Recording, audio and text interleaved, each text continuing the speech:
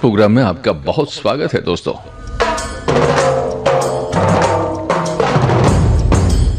जोधपुर की कहानी, जोधपुर के दरो दीवार की जबानी। दोस्तों अब बढ़ते हैं आगे जोधपुर की कहानी सुनवाने के लिए और जोधपुर की सैर करवाने के लिए। आज जोधा की ढाणी से जोधपुर तक का सफर तय करेंगे।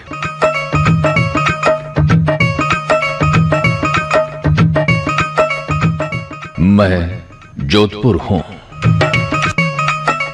मुझे लोग सूर्य नगरी के नाम से भी जानते हैं। इसका वैज्ञानिक कारण है, यहां दुनिया में एक ही दिन में सबसे ज्यादा समय औसतन 6 घंटे तक सूर्य चमकता है। राव जोधा के हाथों 12 मई 1459 को जब मारवाड़ की नई राजधानी की स्थापना की गई, उससे पहले मेरा वजूद खांडा फलसा और अचलनाथ जी मंदिर के आसपास ढाणियों के रूप में था। सबसे पहले किले के समीप एक टेकरी पर ब्रह्मपुरी नामक बस्ती बसाई गई, जिसमें ब्राह्मण, रानियों के दहेज में आए राजवैदिया और कर्मकांडियों ने अपने आशियाने बनाए। फिर ब्रह्मपुरी और पचेटिया पहाड़ी की पश्चिमी घाटियों पर बस्तियां बसाई गईं और सबसे पहली शहर पनाह इसी पचेटिया से लेकर सिंगपौल, फुलेराव, भागीपौड़ और भूमियों जी की घाटी तक बनवाई गई। आने वाली सदियों में मेरा विस्तार हुआ और पहले कपड़ा बाजार और सोजतिया घाटियों का बास तक परकोटा बढ़ाया गया और आखिर में जालोरी गेट, सोचती गेट, मेड़ती गेट और नागौरी गेट के वर्तमान स्थान तक मेरी भीतरी बस्तियों का विस्तार हुआ। मेरे शासकों की सबसे बड़ी चिंता मेरे शहर वासियों को चिड़ियानाथ के श्राप से मुक्ति दिलाना था। इसके जतन मेरी स्थापना के समय से ही शुरू कर दिए गए थे। श्री R.P. बोहरा के मुताबिक राव जोधा जी की रानी जसमादे हादी ने रानीसर तालाब का निर्माण करवाया, तो रानी चांद कंवर ने चांद बावड़ी का। राव जोधा के साथ आए मेवाड़ से पदम सेठ ने पदमसर का निर्माण करवाया। रानी फूलावती ने फूलेलाव, राव गंगा ने गंगलाव का निर्माण करवाया। कालांतर में महाराजा विजय सिंह जी की पासवान गुलाब राय ने गुलाब सागर और झालरा, उनके सुपुत्र फतेह सिंह जी ने फतेह सागर का निर्माण करवाया। ये सारे जतन किए जा रहे थे मेरी प्रजा को प्यास से बचाने के लिए, उनके सूखे कंठों को तर करने के लिए। फिर महाराजा सूर सिंह जी ने सूर सागर का निर्माण करवाया और वहां बहुत खूबसूरत बाग बगीचे और महल भी बनवाए। बाद में शहर परकोटे के भीतर तापी बावड़ी, जाड़ब बावड़ी, जेठा कुआं, लाड़जी का कुआं, नवचौकिया बेरा जैसे सैकड़ों बावड़ियों और कुएं खुदवाए गए, ताकि मेरी प्रजा को कभी भी पीने के पानी की कमी महसूस ना हो। आज जोधा की ढाणी से जोधपुर का सफर। मैं जोधपुर हूं। मेरे विस्तार के लिए महाराजा सूर सिंह जी ने जूनी मंडी में तलहटी के महल भी बनवाए। सूर सागर महलों में बाद में अंग्रेज अफसरों की प्रथम रेजिडेंसी शुरू की गई।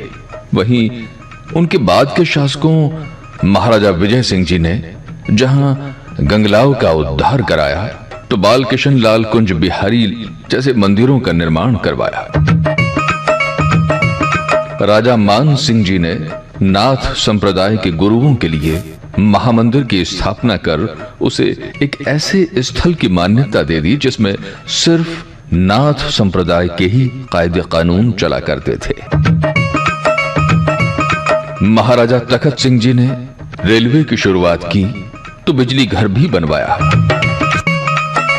लेकिन महाराजा जसवंत सिंह जी द्वितीय ने 1873 से 1895 के बीच में अस्पताल, और शिक्षा के क्षेत्र में काफी उन्नति की।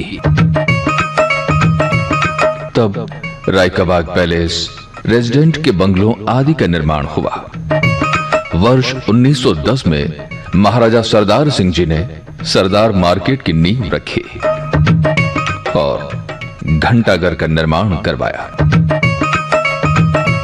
तो आज के आधुनिक जोधपुर का निर्माण महाराजा उम्मेद सिंह जी ने किया, जिन्होंने महात्मा गांधी हॉस्पिटल, उम्मेद हॉस्पिटल, खेलकूद के लिए stadium, jubilee court, public park, cinema घर, railway station, civil airport, flying club और सबसे बढ़कर जोधपुर में पड़े भयंकर अकाल के समय लगातार 15 बरसों तक लोगों को रोजगार मुहैया करवाते हुए उम्मेद भवन पैलेस का निर्माण करवाया गया, जो आज भी मेरी आन बान और शान का बखान करता है। लोग मुझे सूर्य नगरी के नाम से भी जानते हैं। मेरी बसावट बाजारों, मंडियों, गलियों, मोहल्लों, चौक और घाटियों में बटी हुई है। श्री आर.पी. बोहरा के मुताबिक बाजारों का नामकरण स्थान विशेष या वहां होने वाले व्यापार पर आधारित है, तो गली मोहल्ले जातिगत या सामाजिक आधार पर किया गया है।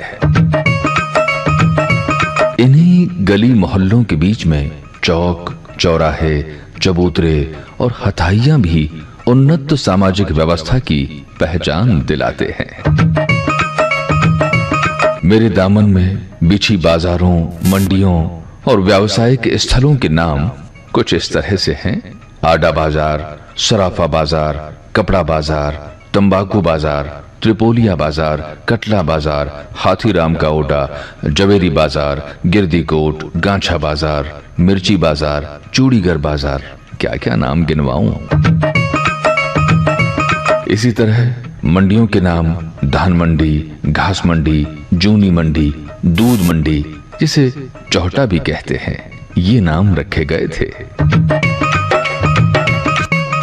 मेरे मोहल्लों, चौराहों और हथाइयों के नामकरण अधिकतर जाति समाज पर आधारित रहे, जैसे ब्रह्मपुरी, सोनारों का बास, रावतों का बास, डोडीदारों का मोहल्ला, नवचौकिया मोहल्ला, गूंदी का मोहल्ला, मोचियों की गली, चेतानी ब्राह्मणों की गली, पुंगलपाड़ा, कबूतरों का चौक, घोड़ों का चौक, मोती चौक, जाटाबास, जालप मोहल्ला, जिसे उस्ताद मोहल्ला भी कहते हैं, बोहरों की पौड़, व्यासों की पौड़, जोशियों की खटकड़, कल्लों की गली, भजन चौकी, भंडारियों की पौड़, आसोब की पौड़, गोलियों की पौड़, गोल का मोहल्ला, मकराना मोहल्ला, महरों का चौक, नाइयों का बड़, चढ़वों का मोहल्ला, सिलावटों का बास, वीर मोहल्ला, सिंधियों का बास, लोढ़ों की गली। साथ ही भीतरी शहर के पहाड़ी ढलानों पर बसे होने के कारण कई मोहल्लों के नाम घाटियों के साथ जुड़े हैं, जैसे बोड़ों की घाटी, सुनारों की घाटी, मावड़ियों की घाटी, चांदपौड़ की घाटी, भागीपौड़ की घाटी और किलीखाने की घाटी जैसे कुछ नाम बहुत मशहूर हैं। मेरा वजूद तब तक बखान नहीं किया जा सकता जब तक मेरी हवेलियों का जिक्र ना हो। भीतरी शहर में जहां मारवाड़ के मशहूर ठिकानों के ठाकुरों के निवास को हवेलियां कहा गया, वहीं कुछ मंदिरों को भी हवेली का नाम दिया गया है,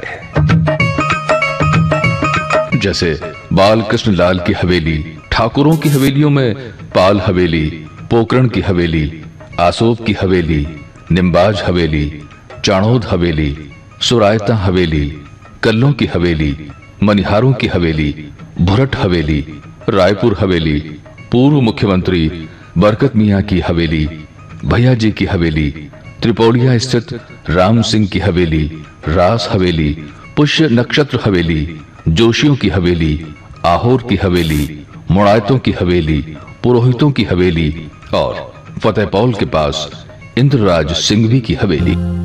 जोधा की ढाणी से जोधपुर शहर तक का सफर, फिलहाल ये सफर यहीं तक, और इस सफर में बतौर हम सफर मैं था आपके संग जफर खान सिंधी।